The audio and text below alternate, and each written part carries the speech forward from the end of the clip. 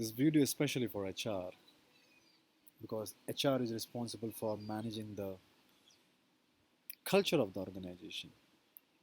And the culture of the organization is always managed by the behavior of the people who are working as employees in the organization. And most of the time, the behavior get noticed only when we are under stress, under pressure. And most of the organization, at certain point of time, they always have stress or pressure. But you might have observed that one employee suddenly get angry and suddenly get upset and they behave in a such a way which is not acceptable. And then we say that, hey, as per the policy of this organization, this behavior is not acceptable. But your behavior, whenever you are under tremendous stress or pressure, is not driven by the policy, but it's driven by your subconsciousness.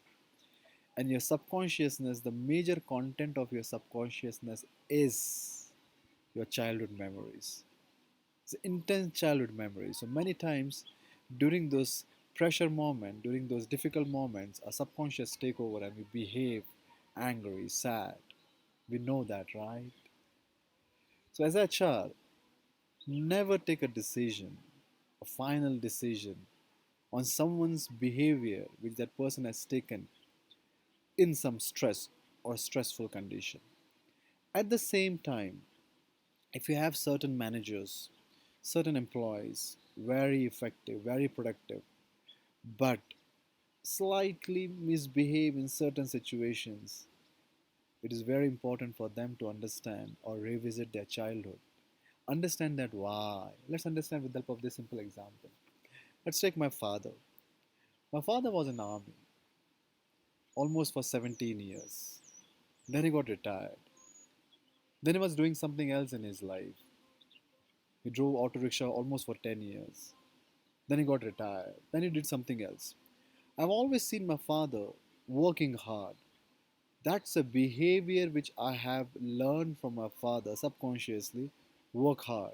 But at the same time, I've always seen my father angry and super angry. If I have to give example of anger, if I have to bring a cup of tea for my father, and if after my father said that I need tea, if within 10 to 15 minutes the tea is not there, my father is angry. If along with the tea, if I'm not bringing the glass of water, then why water is not there, my father is angry. If I bring only one glass of water, not two, because sometimes my father will drink one glass, or sometimes my father will drink two, my father is angry.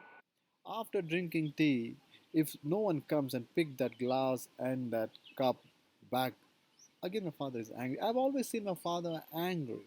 He's not a bad person. He must be having his own reasons to become angry in his life. I have no idea. Absolutely zero idea. Absolutely zero idea why. Because he never gave me access to his childhood, a complete childhood. And then I'll easily understand what is making him so angry in his life. But as a child, we don't have this liberty of choosing the parents, right? So I learned a lot of other things from my parents, but I've got exposed to anger in my life a lot. And that's and this is the content of my subconsciousness. So when I am under stress, which I am rarely now because I've shifted here in Himalayas, very peaceful place. But whenever I was under stress, I used to get angry, super angry. And then I realized that, hey, wait a minute, this anger is not me because I'm not behaving. This is not my trait. This is not me. This is I'm acquiring from a father. When I'm angry, I'm not me, I'm a father. That realization helped me to detach that anger. That realization helped me that even if I'm stressed up now, I'm not at least angry. That has helped me to disconnect that anger from my own personality. So I don't feel that I'm an angry person. Most of the time when people are looking for this anger management, because many employees, they sometimes bosses, they get angry, and then sometimes some they suggest go for anger management and all that. You have to understand the answer is inside you. The answer is not outside. The answer lies in your childhood memories. Always. So as a good HR, it's your responsibility to really understand that when someone behaves not as per your policies, in the conference room or in the organization. Maybe that behavior is not driven by the movement, that particular moment. Maybe this behavior is driven by his or her childhood memories. Take care of that as a child. This is Pray Muralka signing out until we meet again.